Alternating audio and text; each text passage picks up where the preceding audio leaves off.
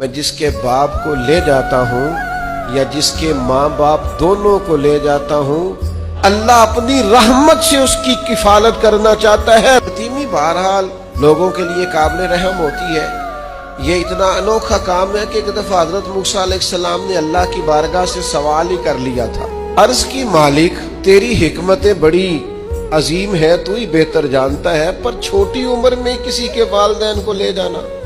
ابھی کلی کھلنے کا وقت ہے، پھول کے دمکنے کا ٹائم ہے، ابھی بچپن کا حسین زمانہ ہے، ابھی اس نے کئی ناز دکھانے تھے، کئی اس کے والد نے اس کے ناز اٹھانے تھے، اور مالک تو لے ہی گیا ہے، اس کی حکمت کیا ہے؟ تو قربان جائیں،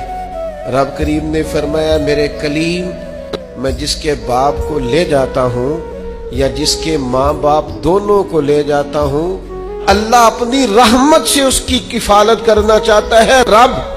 خود اس کی نگہبانی کرنا چاہتا ہے، لہذا اس کے والدین کو لے جاتا ہے۔ اب یہاں علماء نے بڑی حسین بات لکھی ہے، فرمایا اس کا معنی یہ ہے کہ وہ جو یتیموں کی پرورش کرتا ہے نا، وہ یا وہ خود نہیں کرتا، اس کی اللہ ڈیوٹی لگاتا ہے۔